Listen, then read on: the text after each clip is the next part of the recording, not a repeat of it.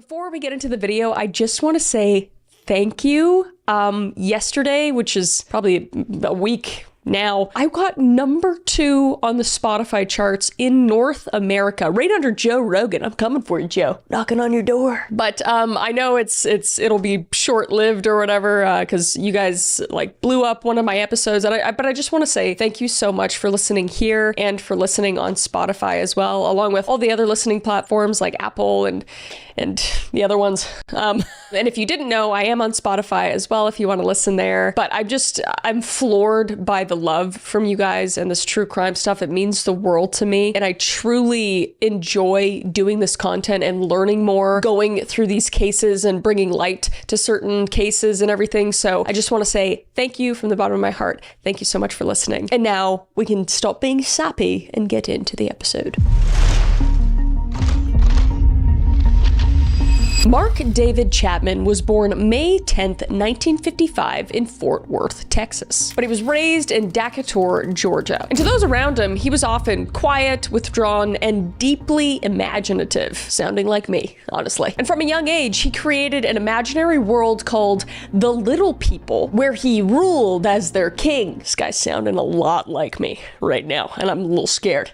But anyway, this was just a fantasy to escape the instability and emotional coldness of his life at home, because his father was reportedly very violent and also very detached from his son. And his mother was just overwhelmed as well, and kind of in her own world, if you will. And as Mark grew up and became a teenager, he just began to spiral. He would use drugs, he would skip school on a regular basis, and he once even ran away from home for 2 weeks, surviving on the streets of Miami. But in 1971, he became a born-again Christian and just threw himself headfirst into faith. And for a while, it seemed like his life had changed for the better. He would volunteer with children, and he just won prizes at the YMCA where he worked. And he would also get married to a woman named Gloria Abe, who was a Japanese-American travel agent. And he would eventually move to Hawaii and continue to travel even internationally with relief organizations. So just turning out to be an all-around good guy. Life is on the up. But even in these good times, the darkness still lingered. And after a few years, he would fall back into his depression. And in 1977, after a failed sewer slide attempt, he would be hospitalized and diagnosed with clinical depression. So eventually he would return back to civilian life, and he would find quiet, solitary work as a janitor in Hawaii, where he lived currently. And from there, reality just continued to distort. And this is when John Lennon would come into the story. Because at a time, Mark had absolutely loved the Beatles. Who didn't? He just admired Lennon's music and his kind of rebellious spirit at the time, but eventually that admiration had twisted into something much more sinister. And Chapman just couldn't let go of Lennon's infamous 1966 remark that the Beatles were more popular than Jesus. Because as we know, Chapman was deeply religious, so as his religion deepened, so did his anger for Lennon. But it wasn't just the blasphemy that infuriated him, it was the hypocrisy. And he became fixated on the specific book, The Catcher in the Rye. And for those of you who don't know what The Catcher in the Rye is about, it is a novel written by J.D. Salinger, published in 1951. And the novel details 2 days in the life of a 16-year-old Holden Caulfield after he has been expelled from prep school. And confused and disillusioned, Holden searches for truth and rails against the phoniness of the adult world. And he ends up exhausted and emotionally unstable, and the events are related after the fact. So Mark deeply identified with Holden Caulfield's disdain for phonies and just being an outsider in general. And Lennon's wealth and activism sparked a toxic contradiction within Chapman's mind. Because to him, Lennon was both a cultural icon and a man living in hypocrisy. So by 1980, Mark David Chapman had decided that John Lennon needed to die. And going back a little bit, for those of you who don't know John Lennon, for whatever reason, he was more than just one of the Beatles. He was basically a symbol, a voice that helped define an entire generation. He was born on October 9th, 1940 in Liverpool, England, and Lennon obviously became a household name with his work with the Beatles, and basically changed the face of modern music forever. And after the band's breakup, in 1970, Lennon embarked on a solo career marked both by controversy and brilliance. His music ranged from Imagine to Working Class Hero. He spoke of peace and revolution and just inner turmoil. And in his personal life, he became a vocal anti-war advocate, which is very popular at the time. And he would frequently target political surveillance, and he was basically a champion for artists and outsiders. But by 1980, John Lennon had kind of retreated from public eye to focus on raising his son, Sean. And after a 5-year hiatus from the music industry, he had just released Double Fantasy, which was a collaboration with Yoko Ono, who was his wife. Very infamous wife. Guy was a little bit whipped. But the album marked a hopeful new chapter in his life, one that focused on family, creativity, and just re-emergence in general. And to the public, Lennon was more than just an artist. He was a philosopher in pop stars' clothing, basically. But to Mark David Chapman, he became a target. So in October of 1980, Chapman flew to New York City with a .38 special revolver in his suitcase. Different times. Can't even get onto a plane with nail clippers now, and he was just waltzing into a plane with a .38 revolver. My lord. So like I said, Chapman would land in New York, and then he would realize that he didn't have ammunition, so he would go visit one of his friends in Atlanta to get that ammunition before returning in early November. But while in New York, Chapman would be inspired by the film Ordinary People, and he would stop his plans altogether. Very impressionable guy. So he would hop back on a plane and head back to his home in Hawaii. And he would actually confess all of his dark thoughts and his plans to his wife, even showing her his .38 revolver special that he brought onto a plane, which I just can't get over. But this being a different time and her thinking he wasn't actually ever going to go through with it, she just didn't report it. And if she did, John Lennon might be alive today. So a little bit more time would go by, and Mark would just continue to spiral on this subject of potentially killing John Lennon. And on December 6th, 1980, Chapman would return to New York. And being a superfan, he knew where Lennon resided, which was at the Dakota. So Mark would check into the Sheraton Hotel, and he would actually leave some of his things behind, knowing that the cops would find them and hoping that the cops would find them, because he wasn't planning on getting away after he did this act. And with him, he would carry The Catcher in the Rye, having signed it Holden Caulfield. And he would then head to the Dakota. And during these 2 days, he would just kind of speak erratically to other fans and the doorman. And on one of the days, he would actually see John Lennon's 5-year-old son, Sean. And Chapman would reach in front of the housekeeper who Sean was with and call Sean a beautiful boy, quoting Lennon's song, Beautiful Boy, which is so creepy. And on one of the days as well, he would even approach very famous artist James Taylor and kind of berate him. And James was even reported saying, "The guy had sort of pinned me to the wall and was glistening with maniacal sweat and talking some freak speak about what he was going to do and stuff with how John was interested and he was going to get in touch with John Lennon." Red flag! Red flag. And he would also reportedly even offer taxi drivers drugs, which is just so random. It was clearly not well. But overall, people say that he just behaved very disturbingly and spoke incoherently about Lennon. But on the morning of December 8th, Chapman would finally see John Lennon. And Lennon would actually exit the building with his wife, Yoko Ono, and Chapman would approach Lennon with a copy of Double Fantasy and ask for an autograph. And Lennon would sign it. And we actually have a photograph of this moment where you can see Chapman in the background smiling, standing just feet away from the man he was about to kill. And the person that took that photo was Paul Goresh, who Mark had actually asked to stick around to hang out with, and Mark would also ask a woman there to go out with him as well. But they would both decline, and Mark would go on to say in later interviews that if the woman had accepted his invitation, he probably would not have killed Lennon. But Lennon would leave at this point with Yoko Ono, but then they would come back around 10:50 p.m. to the Dakota. And as Lennon and Yoko stepped out of the limousine, Chapman would emerge from the shadows, and he would pull out his revolver from his coat and fire 5 shots. 4 of them would strike Lennon in the back and the shoulder. And bleeding heavily, Lennon stumbled up the steps of the Dakota, crying, "I'm shot," and he would collapse in the lobby. Meanwhile, Yoko Ono was just screaming for help. So officers would arrive quickly and rush Lennon to the Roosevelt Hospital, but he would be pronounced dead at 11:15 p.m. that night. And John Lennon would be 40 years old at this time. Meanwhile, Chapman didn't even attempt to flee the scene. He just remained outside the Dakota reading The Catcher in the Rye. And inside the book, he had written, "This is my statement." And when the police arrived, he would peacefully surrender. And news of Lennon's murder just ricocheted across the globe. Visuals would erupt in major cities, and in Central Park, 200,000 mourners gathered in stunned silence. I mean, this is up there with Princess Diana and Michael Jackson. This was an incredibly big deal. Radio stations would play Lennon's music on loop, and for millions, it felt like the voice of peace itself had been silenced. And in later interviews, Chapman would admit that his motive was completely selfish. He just wanted fame, to become somebody, and killing Lennon, in his warped logic, was the only way to do that. So Mark would be convicted of second-degree murder and sentenced to 20 years to life. And he remains in prison to this day and has been denied parole repeatedly. But I don't know why he didn't get first degree, because he clearly pre-planned all of this like months and months before, but it's not my shit, and he's in jail for life, so whatever. But John Lennon imagined a world of peace, free of violence and full of possibility. And in the end, he was just brought down by a man who mistook obsession for righteousness and found his place in history through an act of irreversible tragedy.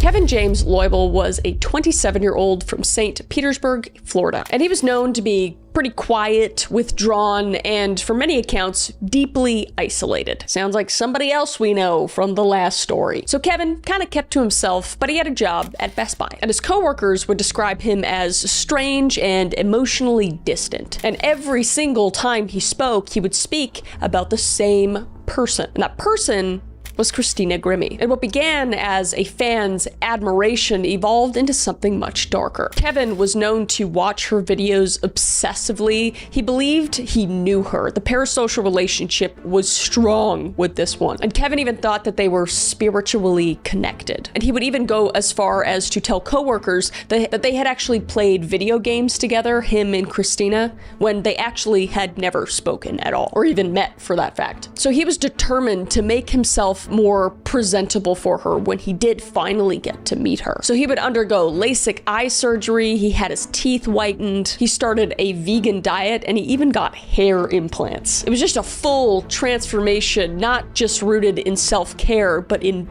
pure delusion. And since he spent most of his time with his coworkers, they began to notice his aggression whenever someone questioned his claims about Christina, because he believed in his soul that they were soulmates. So when images surfaced online of Christina and another man, Kevin did not take it well at all. And in June of 2016, he decided if he couldn't be with her, then no one could. Now, for those of you who do not know Christina Grimmie, she was born on March 12th, 1994 in Marlton, New Jersey. And her rise to fame began in her bedroom, where she uploaded covers of popular songs to YouTube. I was actually a big fan when she was on YouTube. She was so talented. And she quickly stood out to the masses, not just for her incredible vocal range, but for her authenticity. And her fans didn't just admire her voice, but they actually felt connected to her. And in 2014, Christina Grimmie actually competed in season 6 of The Voice. And she would place 3rd under the guidance of Adam Levine, which she should have won,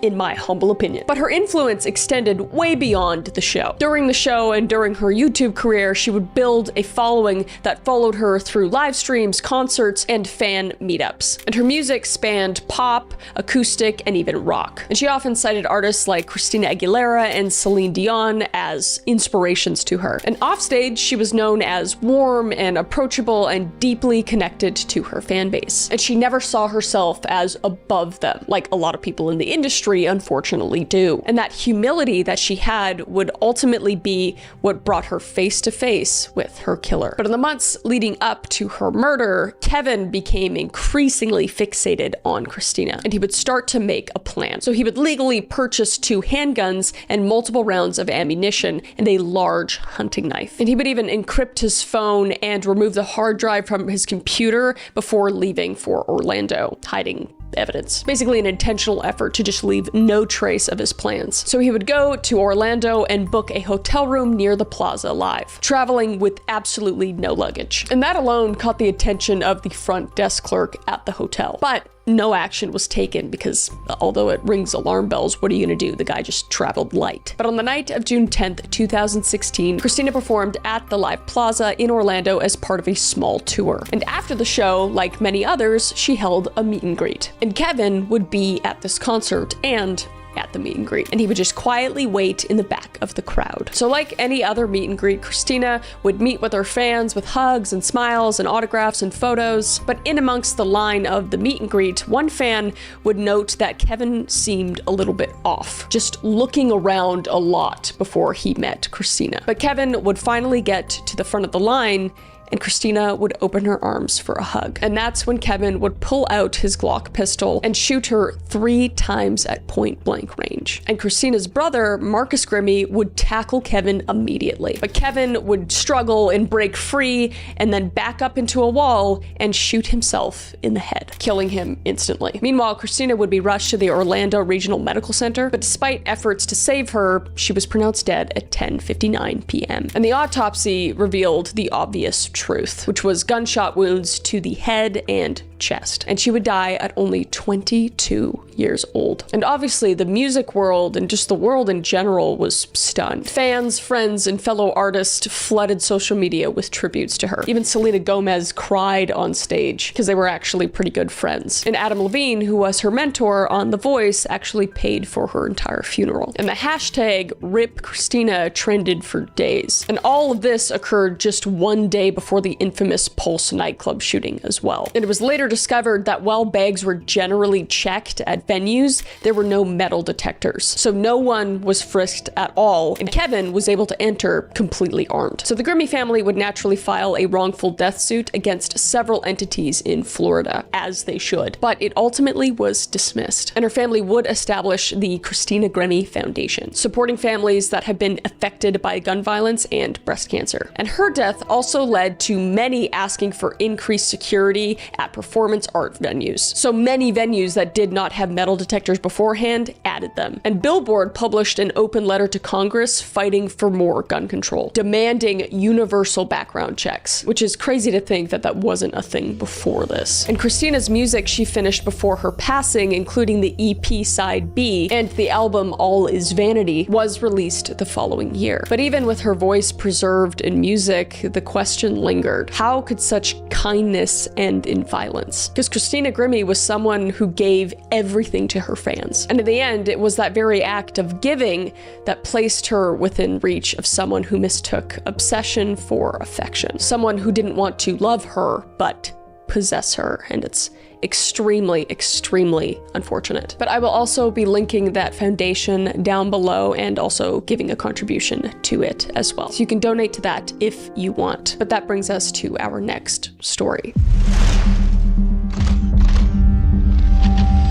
Robert John Bardo was born January 2nd, 1970. And he was actually born at the Edwards Air Force Base in California and was the youngest of 7 children. That's too many, okay? And his father was a non-commissioned Air Force officer. So the family would move around pretty frequently until settling in Tucson, Arizona. And Bardo's early years were marked by instability, emotional trauma, and a lot of mental illness because he was actually taken advantage of by one of his siblings, and he would even be placed into foster care for a period after a slew or slide threat. And by his teenage years, Bardo had been diagnosed with bipolar disorder, and he would be institutionalized at the age of 15. But despite his emotional issues and being institutionalized, little was done to monitor or manage his deteriorating mental health. Different times. So while being in the institution, he was continuing to do school, but he would drop out of high school and work odd jobs after getting out of the institution, including a brief stint as a janitor. And over the years, he would just become increasingly reclusive, and he would become very withdrawn with reality and become obsessed with fame and celebrity. And before fixating on this particular celebrity, Bardo had attempted to contact and stalk several other public figures, including child peace activist Samantha Smith and pop singer Debbie Gibson and Tiffany. But his obsession with Rebecca Schaefer would be all-consuming, because Bardo just saw her as the embodiment of innocence and purity, which is icky. Coming from just a man who doesn't know her at all, just very icky. And when he watched her in the sitcom My Sister Sam, he believed she was speaking directly to him. So the delusion was real. So he began sending letters on letters on letters, one of which was actually received and had a polite reply, which was basically a gesture of kindness that would later be twisted in a delusion of connection. And for those of you who don't know who Rebecca Schaefer is, she was born on November 6th, 1967 in Eugene, Oregon. And she became a model as a teenager and transitioned into acting, landing commercial and minor television roles. But her big break came in 1986 when she was cast as Patty Russell, the sweet, bubbly young sister in the CBS sitcom My Sister Sam. And the show was a modest hit, and Schaefer became a rising star in the eyes of the public. Known for her girl-next-door charm and wholesome appeal, she was carefully crafting a future in both television and film. And unlike many of her peers, Rebecca remained very grounded, friendly, and very professional. So her future just looked very bright in Hollywood. And she was only 21 years old when she auditioned for a part in The Godfather Part 3, a role that, had she lived, might have taken her career to new heights. Now, Bardot's obsession with Rebecca would intensify when he saw her in a provocative bed scene in scenes from The Class Struggle in Beverly Hills. Because in his deluded, delusional, stupid mind, this was some sort of betrayal against him, even though it was just TV. She was acting. The scene just made her no longer pure in his eyes. So he was just convinced that she sold herself out. So Bardot's adoration just curdled into hatred. And he would even go as far as to hire a private investigator for $250 to obtain Rebecca's home address through California DMV records. Which, like, how the f*** is that legal, or was legal? So he would get that information and then he would ask his brother to help him get a gun, since his mental illness disqualified from buying his own. But he would ultimately secure a .357 Magnum revolver. And on July 18th, 1989, Bardot flew from Tucson to Los Angeles and tracked down Rebecca's apartment. And that morning, he would ring her doorbell carrying an autograph she had once sent him, the one letter that he received back. And Rebecca, who unfortunately was just expecting a script to be delivered at that time, just answered the door with no question. So she would open the door and she would see him and actually speak very kindly to him, but ask him just not to return. So he left. But less than 2 hours later, he would come back. So at approximately 10 a.m., Bardot would return to Rebecca's doorstep. And this time, when she unfortunately answered, he would pull out his revolver and he would shoot her once in the chest at point blank range. And she would immediately collapse inside the doorway of her apartment. And he would later recount, after being caught, that she asked, "Why?" And paramedics arrived very quickly and rushed her to Cedars-Sinai Medical Center. But despite resuscitation efforts, she was pronounced dead 30 minutes later. And Rebecca Schaefer was only 21 years old at the time of her death. And the murder of Rebecca Schaefer just sent shockwaves through Hollywood and the nation. Vigils were held in Los Angeles and across the country. And for many, it was the first they truly saw the dangerous power of unchecked obsession in the celebrity-fan relationship. And Bardot would be arrested the next day in Tucson after wandering the streets, because he was actually found weaving in and out of traffic, reportedly shouting, "I killed Rebecca Schaefer." Subtle. But thankfully, he would be charged with first-degree murder. And in 1991, he was sentenced to life in prison without the possibility of parole. And Rebecca's death led to sweeping changes in privacy laws. California actually passed the first anti-stalking law in the United States. And the Driver's Privacy Protection Act was signed in federal law in 1994, which, like, why the f*** was that ever open to public? It just doesn't make any sense to me. But it basically made it illegal for DMV records to be disclosed without a person's consent. And her murder also prompted the creation of the LAPD's Threat Management Unit, dedicated to handling cases involving celebrity stalking. And though her life was incredibly short, Rebecca Schaefer's legacy has protected thousands. She wanted to live quietly, work hard, and build a meaningful life through her craft, but instead she became a symbol of how celebrity, when distorted through obsession, can turn fatal. Yolanda Salvador was born September 19th, 1960 in San Antonio, Texas, and she was raised in a very conservative American-Mexican household. She was known by many to be very studious and soft-spoken, and Yolanda even earned a degree in nursing and worked in various hospitals throughout the 1980s. But eventually, she would settle in Corpus Christi. But outwardly, she was unremarkable, a dedicated nurse who was a devoted fan of Tejano music. But in 1991, she became more than just a fan, because Yolanda would begin calling Selena's father, Abraham Quintanilla Jr., just repeatedly, begging to start an official Selena fan club. And with persistence and a polished image, she eventually convinced him. And as president of this fan club, Yolanda quickly gained Selena's trust and access to her inner circle. And over time, she was even promoted to manage Selena's growing fashion empire, Selena Etc. boutiques. But behind the polished surface, Yolanda's behavior turned increasingly possessive, and employees would report that she was very controlling, manipulative, and increasingly unhinged when challenged. And in early 1995, financial discrepancies began to surface. Complaints would start to roll in from fans and customers about missing merchandise and unreturned phone calls, so not doing a really good job at managing. And Abraham, Selena's father, would launch an investigation. And what he found would set the stage for betrayal. But who is Selena? Selena was born April 16th, 1971 in Lake Jackson, Texas, and she would be the youngest of 3 children. And Selena's talent was evident from a very early age. Her father, Abraham, who was a former musician, actually formed the family band Selena y los Dinos. And by the age of 10, Selena was performing at weddings, fairs, and festivals across Texas. And though she spoke English at home, she sang in Spanish. But Selena just captivated audiences with her vocal range, infectious charisma, and magnetic stage presence. And she quickly just became this sensation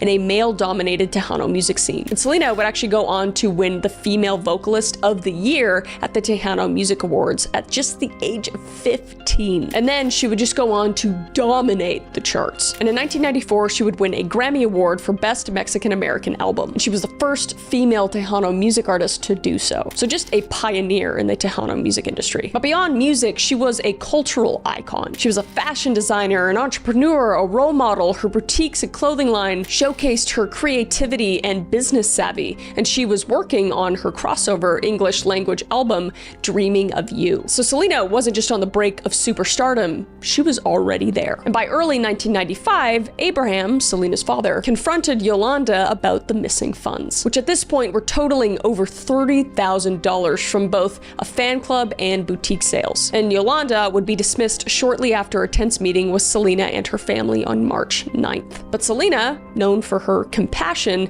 continued communicating with Yolanda in hopes of recovering important financial documents needed for tax purposes. And on March 30th, Selena would actually meet Yolanda at the Days Inn Motel in Corpus Christi. And Yolanda would turn over some documents but claimed others were in Mexico. And she had also alleged she had been SA'd during her trip, but it was just a claim and it has not been proven. So the next morning, Selena would pick her up again and take her to the hospital, but doctors found no evidence of the assault. So she would drive Yolanda back to the hotel and she would ask, where are the missing records? And Yolanda would just try to stall. So Selena, thinking that she wasn't going to give her anything, just began to leave. And that's when Yolanda would pull out a revolver. So on the morning of March 31st, 1995, at approximately 11:48 a.m., Selena would be shot once in the lower right shoulder with a .38 caliber Taurus revolver. And the bullet would unfortunately sever an artery, causing massive internal bleeding. And wounded, but still conscious, Selena would flee the room. And she would leave a 392-foot-long trail of blood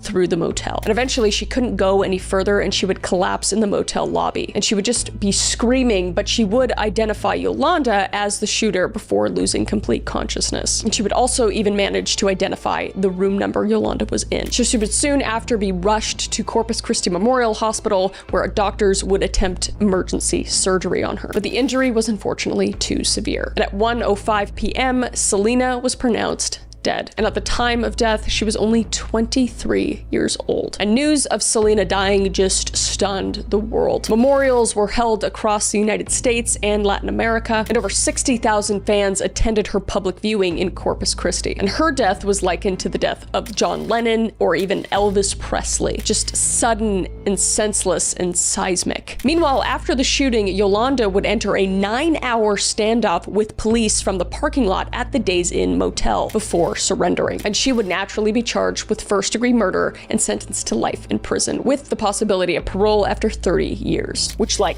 why? Why give this psycho a chance to get out? But luckily, she was denied parole on March 27th of 2025, and she will be eligible again in 2030. And Selena's album, released post-death, Dreaming of You, debuted at #1 on the Billboard 200, which was a historic first for Latin artists. And in 1997, her life was immortalized in the biopic Selena, starring Jennifer Lopez. And statues, street names, festivals, and museums have dedicated to preserving her memory. And in 2024, she was awarded the National Medal of Arts, reaffirming her lasting influence. And Selena was more than just a singer. She was a cultural bridge and a beacon of representation, and basically just a dream realized. And her life was filled with love and light and limitless potential. And that potential was unfortunately ended by a fan that she let get too close. So these tragedies just remind us that fame isn't just a spotlight. Sometimes it can unfortunately be a target. And when fantasy curdles into resentment,